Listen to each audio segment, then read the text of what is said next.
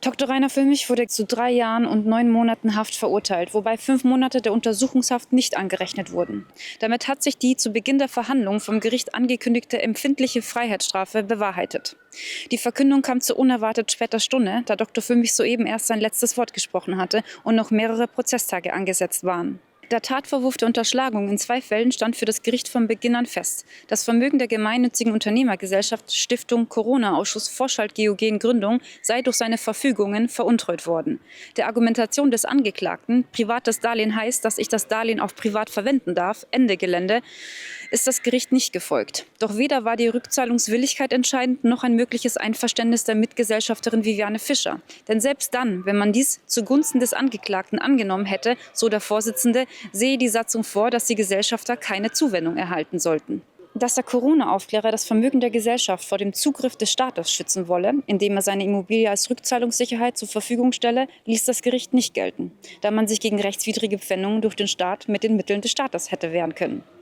In seinem letzten Wort hielt der Systemkritiker, der seine anwaltliche Zulassung zurückgegeben hat, einen juristischen Vortrag über den Tatbestand der Untreue und dessen Missbrauchsgefahr. Die Liquiditätskrise ist reine Show. Es wurde eine Scheinvertragsvereinbarung erfunden, um die Darlehensverträge loszuwerden. Das Zivilrecht wurde auch aus dem Weg geschoben, mit dem Ziel, einen Corona-Kritiker strafrechtlich dranzukriegen, so der Angeklagte. Um dem Vorwurf des sehr elastischen Tatbestands der Untreue nach § 266 StGB gerecht zu werden, hätte man im Rahmen der Gesamtschau alle entscheidungserheblichen Umstände und auch das Verhalten aller Beteiligten berücksichtigen müssen, so Dr. Rainer Füllmich. Die Aufklärungsarbeit als entscheidendes Leistungskriterium sei zu jedem Zeitpunkt sichergestellt gewesen, da er gemeinsam mit Viviane Fischer ununterbrochen auch international Aufklärung betrieben habe. Die insoweit bestehende Zweckbindung der Zuwendung von Spendern bzw. Schenkern war ihm zufolge deshalb stets gewährleistet. Als seinen Fehler gestand Dr. Füllmich ein, den Falschen vertraut zu haben, als er mit den ehemaligen Mitgesellschaftern der Vorschalt GOG, den heutigen Anzeigerstattern, eine Stiftung gründen wollte, welche aufgrund der nicht anerkannten Gemeinnützigkeit durch das Finanzamt nie zur Eintragung ins Handelsregister gelangt ist, was Voraussetzung für das Entstehen der Kapitalgesellschaft war.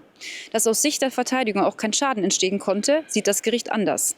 Nicht nur treffen sich in diesem Verfahren diametral entgegengesetzte Rechtsauffassungen hinsichtlich der zivilrechtlichen Fragen um Spenden oder Schenkungen, vielmehr bekämpften sich Gericht und Angeklagter bis aufs Äußerste. So warf der Angeklagte dem Gericht Entführung, die Nichtgewährung rechtlichen Gehörs vor Abschluss der Ermittlungen, fehlende Ermittlungen, die zu seiner Entlastung hätten beitragen können, weiße Folter in der Haft, unvollständige Akten, Verkürzung der Beweisaufnahme, Anordnung des schriftlichen Verfahrens, Einschränkung der Befragung der Zeugen durch die Verteidigung und damit Rechtsbeugung vor. Das Gericht dagegen warf dem Angeklagten der Verteidigung Rechtsmissbrauch vor. Statt die Kammer von ihrer Rechtsauffassung zu überzeugen, sei in abgestimmtem Prozessverhalten mit dem Angeklagten sowohl diesem als auch der Verteidigung eine Bühne eröffnet worden, um die Öffentlichkeit zu beeinflussen und die politischen Botschaften des Angeklagten an die Füllmich-Anhänger zu verbreiten. Außerdem seien abenteuerliche Geschichten durch Dr. Misery verbreitet worden. So etwa, dass die Kammer einen Verurteilungsauftrag habe und der Verfassungsschutz hinter dem Verfahren stecke. Das allerletzte Wort hatte die Mehrheit der anwesenden Zuschauer und Prozessbeobachter, die nach der Urteilsverkündung ihren Unmut über das Urteil dadurch äußerten, dass es nicht in unserem Namen gefällt worden sei. Nee, stimmt nicht. Die zum Urteilsspruch und auch während nahezu allen Prozesstagen abwesende Mainstream-Presse erging sich in plakativen Schlagzeilen, um über den angeblichen Querdenker-Anwalt und dessen Verurteilung zu berichten. Hier einige Schlagzeilen.